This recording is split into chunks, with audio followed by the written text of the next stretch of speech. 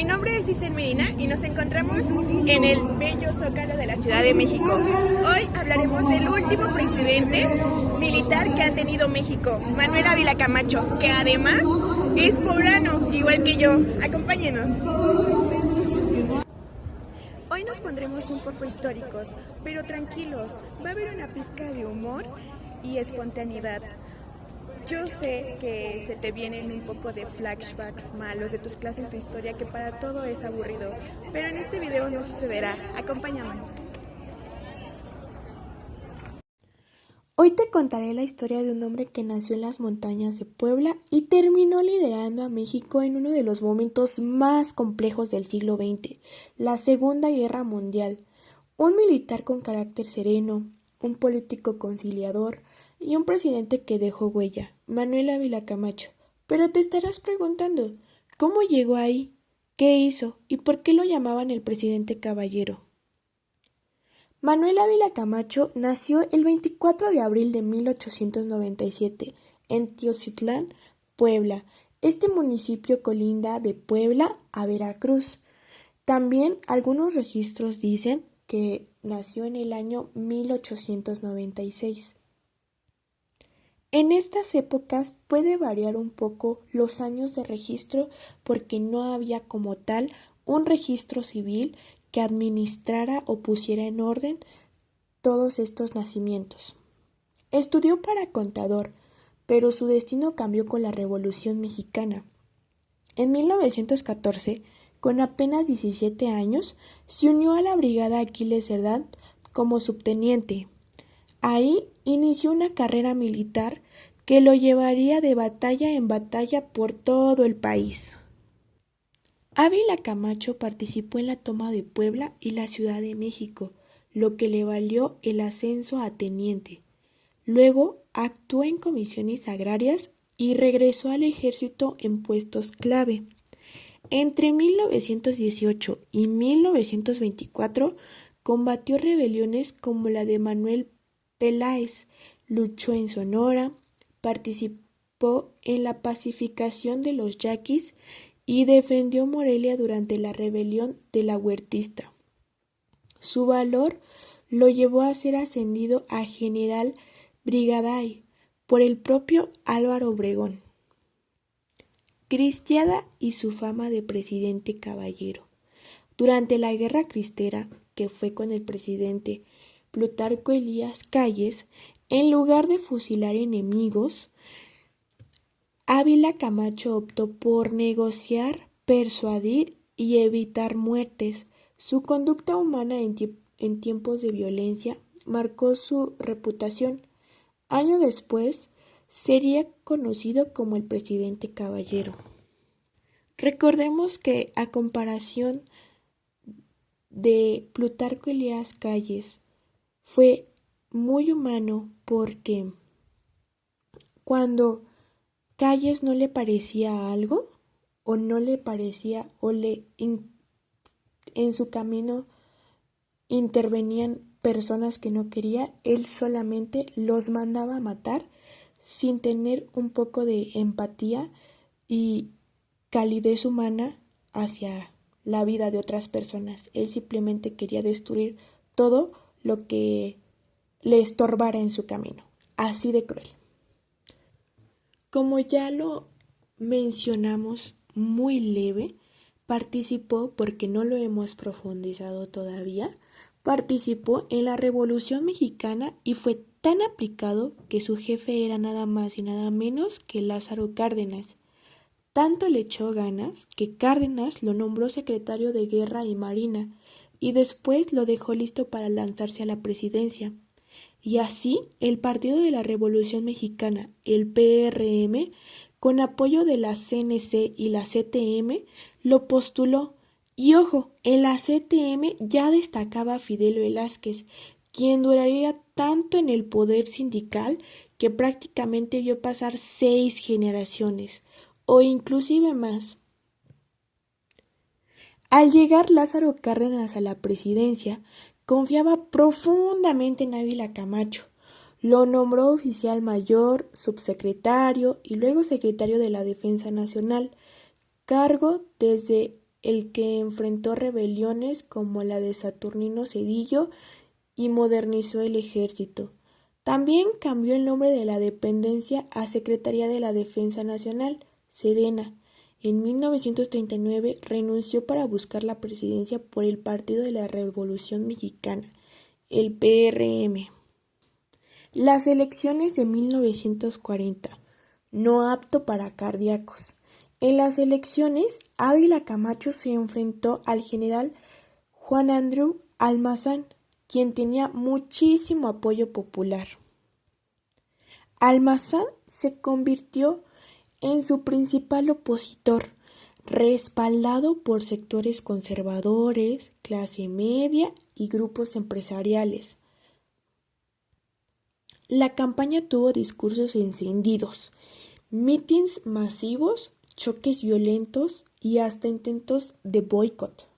Nenes, no sé cómo se pronuncia. Aunque Ávila Camacho mantuvo un tono moderado, también acusó a Almazán de ser un candidato de los ricos y de servir al clero.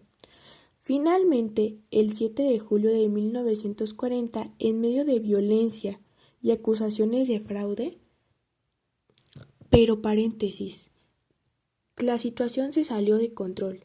Hubo enfrentamientos en varios estados y solo en Ciudad de México se registraron 30 muertos y 158 heridos, porque sí, antes de Twitter hacían los debates políticos. Pero bueno, aún así de todo eso, Ávila ganó con más del 90% de los votos.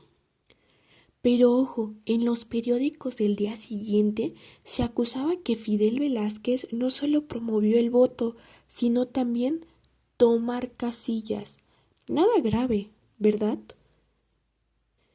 Pues era el líder sindical de esos tiempos. Los grandes cambios del sexenio 1940-1946.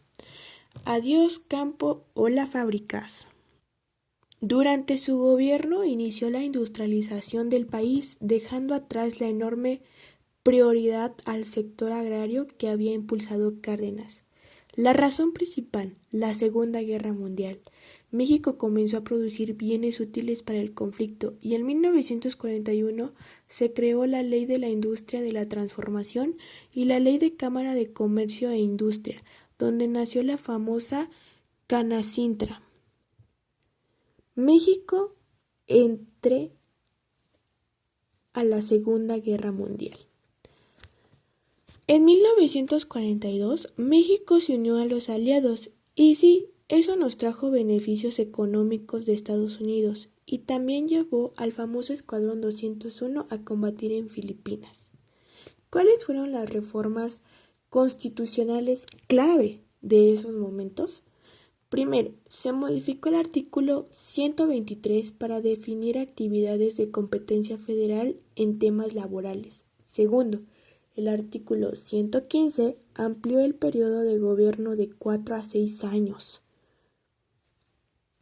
Y tercero, se reconoció a la Fuerza Aérea Mexicana como arma independiente del ejército.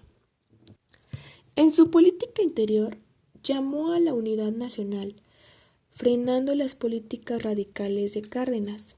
Creó la CNOP para integrar a la clase media, redujo la influencia militar en la política, impulsó control de gobierno sobre sindicatos y promovió a Fidel Velázquez al frente de la CTM. Fundó el IMSS en 1943, pese a la oposición de sectores patronales. Economía y empresarios. Suprimió el impuesto sobre el superprovecho, impulsó la economía mixta, incentivó la inversión privada, mantuvo cierto continuismo con la economía cardenista. Y sobre la Segunda Guerra Mundial, México entró al conflicto en 1942 tras el hundimiento de barcos mexicanos. Declaró un estado de guerra, no una declaración de guerra, manteniendo la tradición pacifista del país. Pero eso que trajo como consecuencia al país, crecimiento económico, inversiones estadounidenses, el programa Bracero, más de 30,000 mexicanos trabajando en Estados Unidos, bases aéreas y cooperación militar y el más importante o el que ya se había mencionado, participación del Escuadrón 201 en Filipinas. Cambios en la administración pública. El gobierno de Ávila Camacho estuvo muy productivo. Primero, el Departamento de Marina se volvió Secretaría de Estado. Segundo, se creó el Estado Mayor Presidencial para proteger al presidente, porque después de las elecciones de 1940 seguro vieron que les hacía mucha falta. Tercero, en 1942 nació el Banco Nacional Cinematográfico. Ya por fin hablaremos algo del tema que me gusta, del cine. Si a mí me dieran a elegir entre perder la vista o escuchar, yo sin duda escogería escuchar. Yo amo ver visualmente. Cuarto, en 1943 se creó el IMSS, que hoy es probablemente donde tú, yo o alguien que conocemos ha esperado 4 horas para una consulta. Quinto, ese mismo año se fundó el Colegio Nacional como figuras de Diego Rivera, Vasconcelos y Antonio Caso. Y sexto, en 1945 se expidió la Ley Orgánica de la UNAM, consolidando su autonomía, aunque recordemos que este paso ya se había iniciado con Emilio Portes Gil. Y muy bien, regresando a prefiero 1000 veces perder el sentido de oír, hablaremos sobre radio, cine. Este sexenio también le metió turbo al entretenimiento. En 1942 se expidió el reglamento de estaciones radiofónicas. Las comerciales necesitaban concesión por 50 años. Sí, básicamente medio siglo. Y como México vivía la época de oro del cine, se creó un reglamento para supervisar películas. Porque claro, si algo sirve para difundir ideas políticas es el cine, y el gobierno lo sabía muy bien. Lo sabe muy bien. Conclusión. El México que dejó Ávila Camacho. El gobierno de Ávila Camacho dejó un país mucho más estable para los presidentes civiles que vendrían después.